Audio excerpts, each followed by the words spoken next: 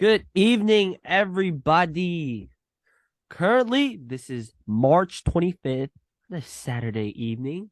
Currently, it is 10:14 Pacific time. And right now, we have a very brand new podcast here to present to you guys.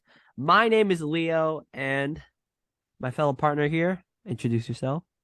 My name is Logan. Today we're going to be introducing The Current War, a movie about George Westinghouse and Thomas Edison and their battle Right. between direct and alternative current in Right. the early Americas. Yeah.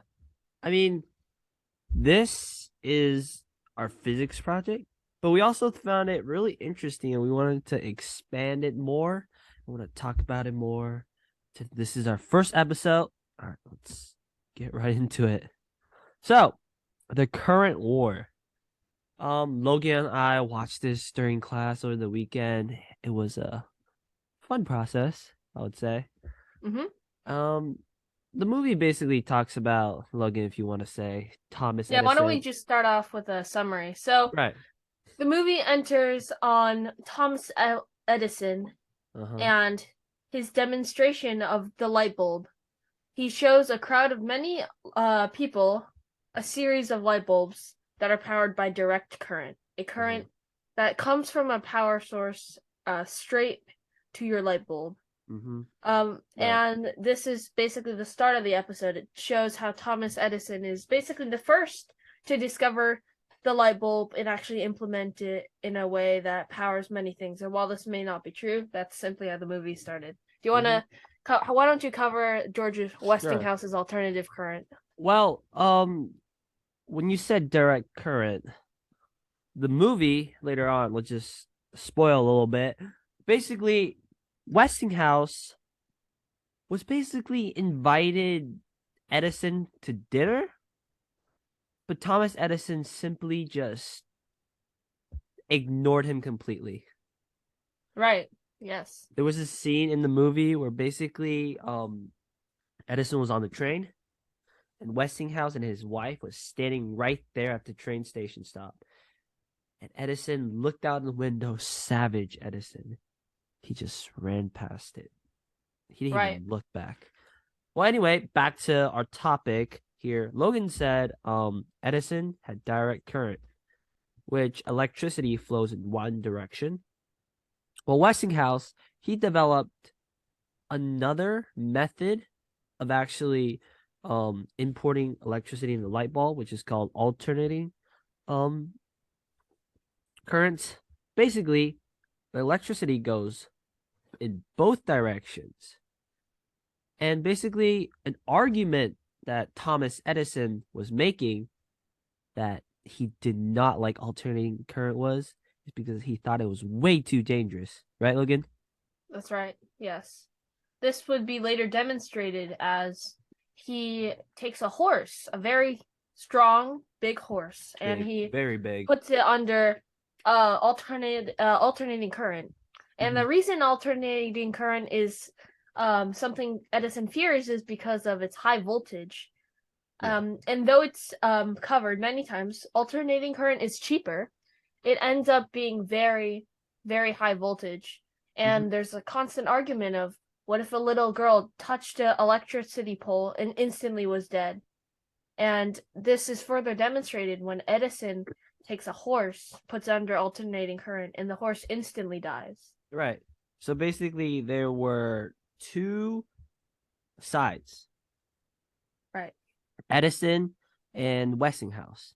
Basically, the current war was all about getting which system America is going to use for their electricity. So basically, in the movie, there was this, I really liked it. It was Edison, his company, he had this huge America map. And basically, there will be bulbs in each major cities. If he won that city, he got the city to use his system. He would put his bulb, and then vice versa for for Westinghouse. And basically, as Logan said, there are two like benefits and the opposite for each system. Direct current, it's safer to use, but it covers less distance. Alternating current, higher voltage, more distance, but more dangerous. Right. Yeah, as Leo mentioned, there is a bulb map, as you can see right here.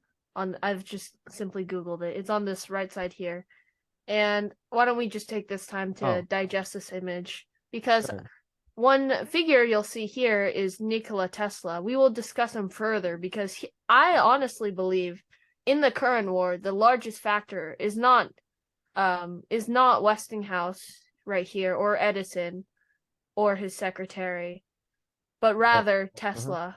Right. But as you can see, red is heavily on this eastern side, but as you can see, yellow is slowly taking over this north side of America. And as one city switches or another city switches, these bulbs would switch along with it. Right.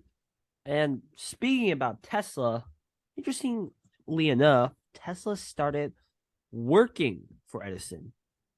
Right. But Edison didn't really seem to like enjoy his company and his intelligence. Right, Right. Logan?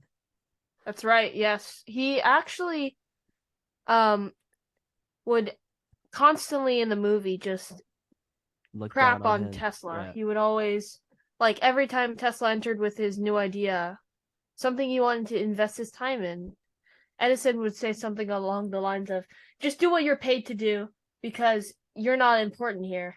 I think one of the biggest factors, along with the many like individual one versus one battles between these characters, is Edison versus his own ego. You know, we hear about Edison talking about like how he wants to be the savior of America. It seems that there's a common theme of him wanting to leave a strong impression, but him being the greatest. Right. Right. Mm-hmm. And you know, what happens in the movie is Tesla becomes the it seems like he's actually the victor, but this is something that basically is Edison's dream. He could have achieved all this greatness that Westinghouse would eventually get during the World Fair in Chicago in 1893. Right. Powered by Westingham bulbs and alternating current. That was yeah. Edison just simply couldn't give up his ego in order to step down. Right. The movie's climax was basically entering the Chicago Bowl Fair because the first half of the movie it was building up the conflict between Westinghouse and Edison to the breaking point actually, where it's like whoever wins this will basically win the current war, which alternating current did win. One really big factor in that is Tesla, because a really big question was whether alternating current could power a motor. Right, Logan?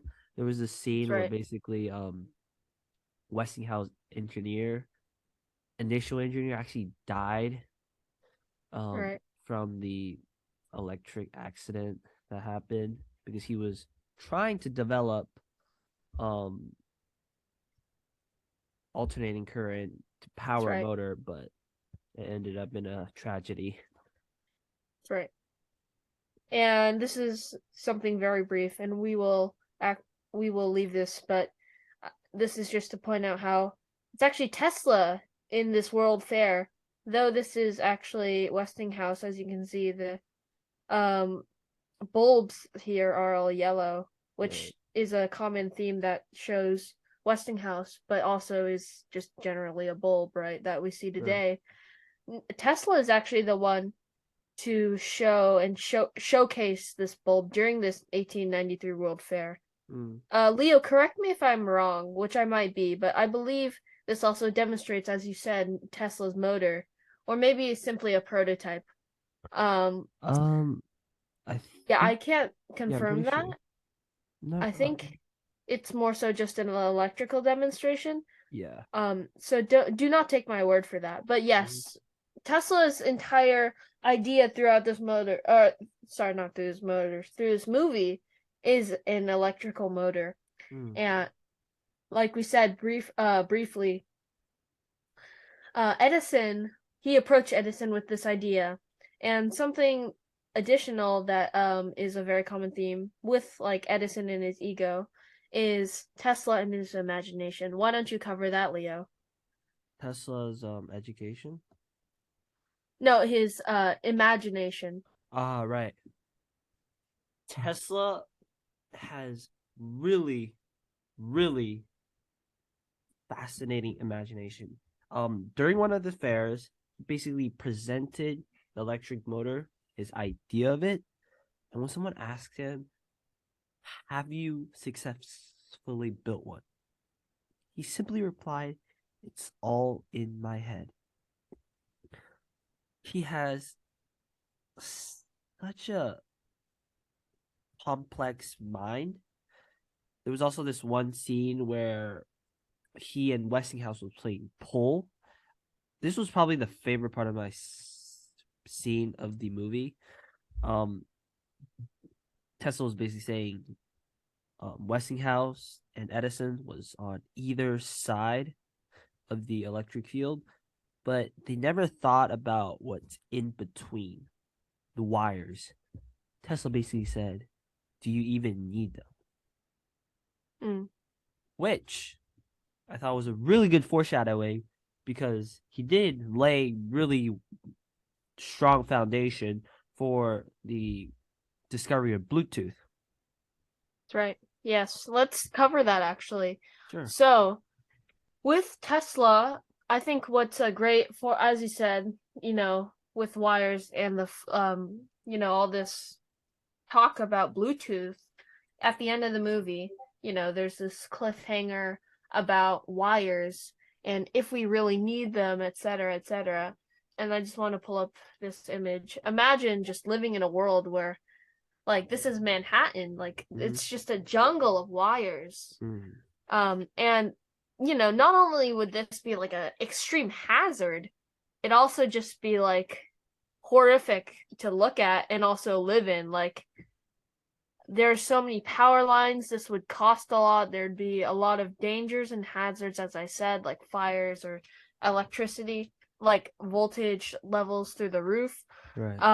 But also like connection these days. Like imagine you had to, instead of downloading or transferring like in a photo or airdropping a photo, you had to take a wire, hook it up to your phone, stick it in the device you want to transfer an image from, and that's the way of transferring through wires. And I think that Tesla is honestly the victor. As I said, I think Tesla is the victor of this movie in this current war because he's the one that makes the largest change. He's the one that actually helps Westinghouse succeed. He's the one that basically develops this Bluetooth idea, the wires idea.